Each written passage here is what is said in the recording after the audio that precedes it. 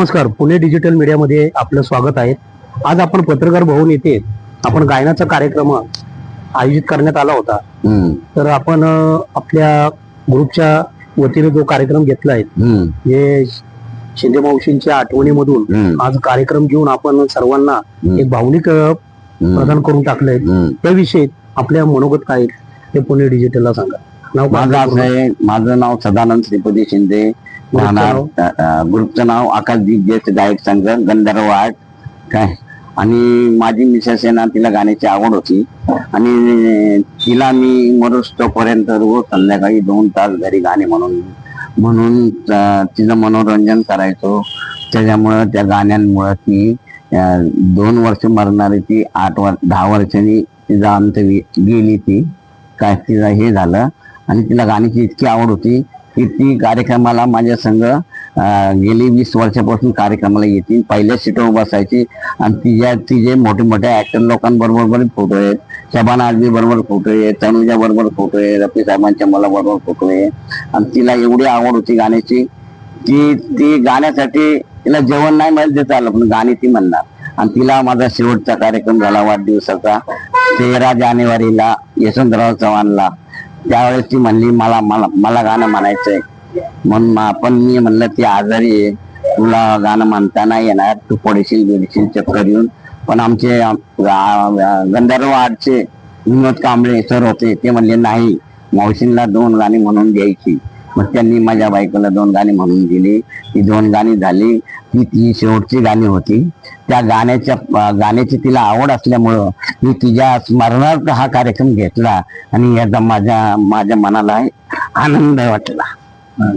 त्यांच्या स्मरणार्थ हा कार्यक्रम घेतलेला आहे.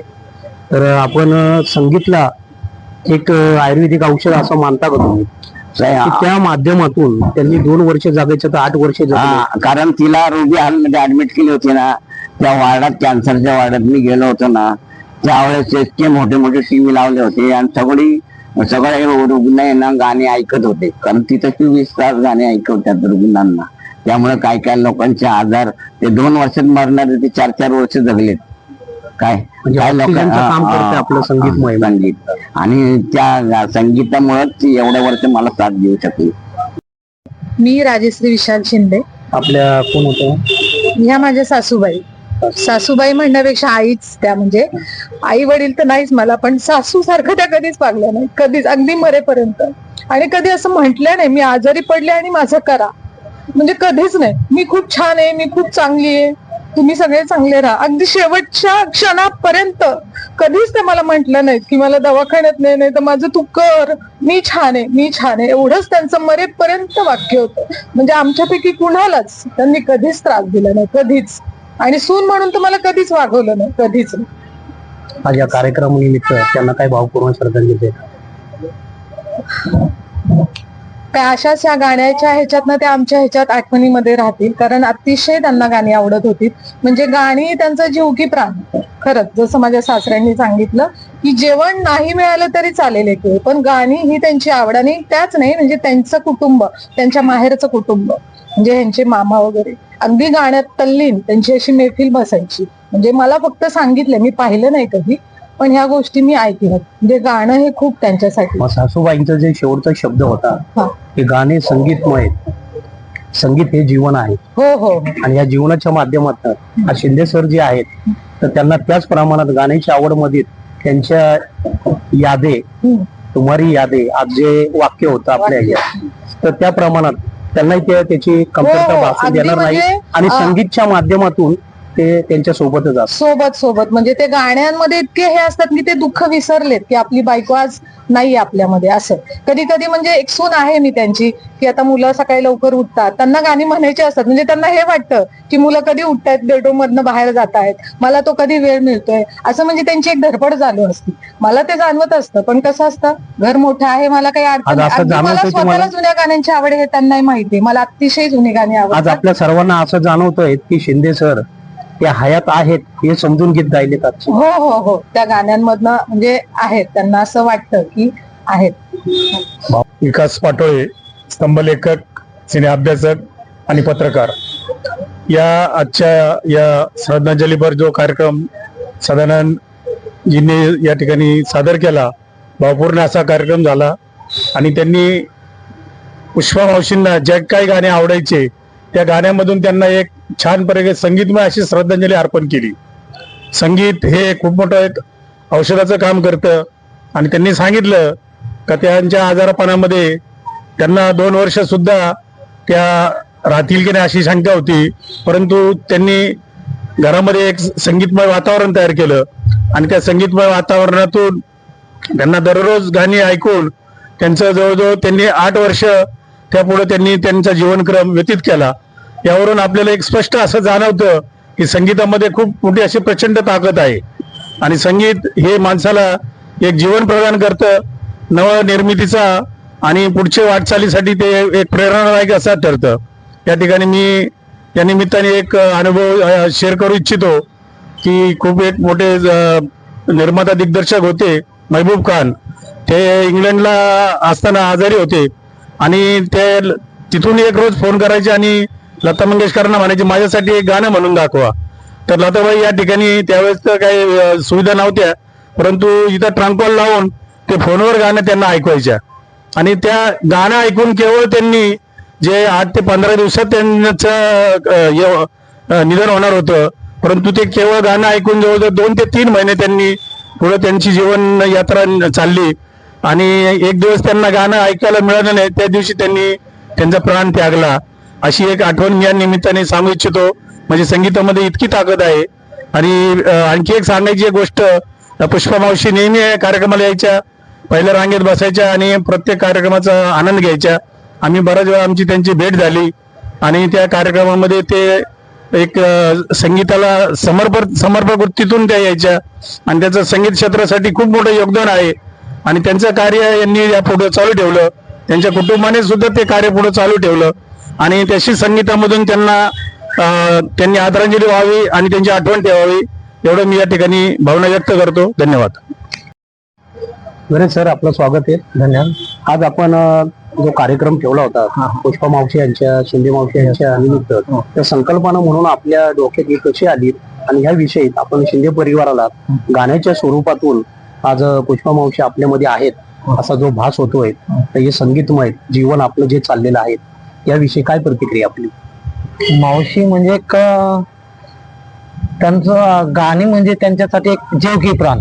जिथे म्हणजे अशा फिरायच्या त्या की त्यांना कोणी काही म्हणू देत, गाणं चालू असेल ना त्या इकडून तिकडून शिंदे बाबा कुठे आहेत की दोघांची जोडी अशी होती की गाणं म्हणजे गाणं, त्यांना गाण्यांशिवाय काही सुचतच नव्हतं. अहो मावशी बसा जरा, नाही ना आले मी पुढे बसते, हे असं त्यांचं जीवनक्रम. आणि खूप म्हणजे सुसवी. मला तर खूप शिंदे बाबांचा फोन नाही लागला की अरे माझा नवरा कुठे रे बघू, असं त्यांचे मला वाक्य असायचे सारखे. अहो म्हणायचा येईल, फोन करतील तुम्हाला येतील. काकू गाण्यांसाठी कुठेही यायच्या, पत्रकार असो, बालगंधर्व असो किंवा नेहरू हे यशवंतराव, कुठेही त्या हजर राहायचं. आणि शिंदे बाबा भरपूर आवड गाण्यांची खूप खूप आवड. आणि शिंदे बाबा पण त्यांना पाहिजे तिथे घेऊन जायचे. ह्या दोघांचं प्रेम एक वेगळंच हे होतं. दोघे गाण्यांसाठी तर आयुष्य. मावशी ज्या वेळेला गेल्या तर शिंदे सरांचं जे आपले मित्रता असल्यामुळे आपल्या संकल्पना म्हणून आपलं ते कसं झालं? कसं मावशीवरती आमचा सर्वांचा जीव होता आणि मावशींचा आमच्यावरती होता. त्यानिमित्त असं वाटलं की बाबा मावशींसाठी काय श्रद्धांजली पर एक आपण आता काहीतरी कार्यक्रम करू, त्याच्यामध्ये शिंदे बाबांचं खूप मोलाचं सहकार्य. शिंदे बाबा सर्व काही, आम्ही फक्त एक त्याच्या मागचे कलाकार आहोत.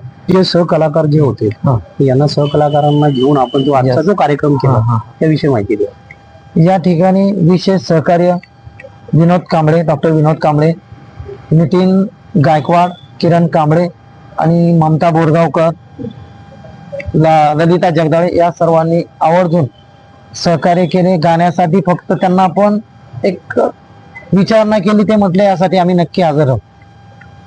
सदानंद शिंदे. अच्छा, आपल्या माझी आई आहे. मग त्यांच्या काय आठवणीबद्दल आपण काय बोलू शकतो? मला तसं बोलण्यासारखं बरंच काही आहे, कारण जिने आम्हाला जन्म दिला तिच्यासारखे शब्द अपुरे आहेत बोलण्यासाठी. आई ही आईच असते. सन 2009 साली तिला कॅन्सर डिटेक्ट झाला डिटेक्ट झाल्यानंतर आम्ही पूर्ण घाबरलो होतो त्यामुळे. आणि आम्हाला सांगितलं होतं की ऑपरेशन जर केलं या पेशंटचं आपण तर ते ऑपरेशन थिएटरमध्ये जातील. त्यांना कॅन्सर झाला होता त्यावेळेस त्यांनी 3 महिने ट्रीटमेंट घेतली केमोची. आणि त्यावेळेस केमोथेरपी आय थिंक पुण्यामध्ये नवीनच होती. 2008 साली रुबेला चालू झाली होती. आई आमची पेशंट होती त्यामध्ये. आईने आमच्याजवळ त्यावेळेस 28 लाईट पहिल्या सेशन मध्ये घेतल्या. त्यामुळे ती पूर्ण रिकव्हर झाली. पण तिथले डॉक्टर बाकीच्या पेशंटला आधार देण्यासाठी खास हिला बोलवायचे. आणि आमच्या आईने एक दिवस सुद्धा हॉस्पिटलमध्ये आम्हाला थांबवू दिलं नाही. ती एकटीच थांबायची, एकटीच जायची, एकटीच सगळं करायची. आमचं शिक्षण सगळं तिनेच केलं पूर्ण. त्यांची काय आठवण? त्यांची आठवण असे सांगायचे की माझी आई असताना मला कधीच पैशाची कमतरता नव्हती. म्हणजे तिच्याकडे जे काय आहे ते देणार, सगळं तुमचं, ते सगळं ती देणार. किती भाऊ बहिणी तुम्ही? आम्ही 2 भाऊ 1 बहीण. माझा भाऊ 2015 साली एक्सपायर झाला. ऍक्च्युअली ते तुम्ही आणि तुमची एक बहीण, मी आणि माझी बहीण म्हणजे वडिलांकडे आता लक्ष ठेवून. आता वडील माझ्याकडेच असतात नाऱ्यामध्ये. आता ते कसब्यात आम्ही त्यांना एकट्याला ठेवत नाही, कारण कसं त्यांना ऍक्च्युअल मध्ये बीपीचा त्रास आहे. आता यापुढे असा कोणताही आपलं ज्या आजारावर आपण म्हणतो ना, तर छंद हा गाण्याचा जो आहे त्या निमित्त आपण जो कार्यक्रम वगैरे घेतो, तर त्या माध्यमातून मला तर असं वाटत नाही की भरपूर ज्येष्ठ लोक इथं येतात कार्यक्रमाला वगैरे, तर त्यांना गोळी आणि बीपीची गोळी सुद्धा घ्यावी लागत नाही. तर मला त्यांनी असे खूपशे वेळेला ज्येष्ठ नागरिकांना मी विचारलं की तुम्ही इतक्या वेळेपर्यंत का थांबताय, तर म्हटलं घरी जाऊन तरी आम्ही काय करणार आहे, पण आम्हाला इथं आल्यानंतर एक टॉनिक आणि एक ऊर्जा मिळते, गोळी खाण्याची आम्हाला गरज पडते. त्यांना म्हणजे माझ्या आई एवढी आजारी असून सुद्धा एक सुद्धा गोळी खाल्लेली आहे. ती गाणी मी त्यांच्या मैफिली सुद्धा बघितल्या. त्यांचे 2 भाऊ आणि आमची आई, हे 3 बहीण भावंड, त्यांना जुने गाण्यांची खूप आवड होती. हे 3 असे बसले मैफिली एकत्र की गाणी म्हणायची आवडीने. आणि तोच वारसा पुढे जाऊन माझ्या वडिलांनी चालवला.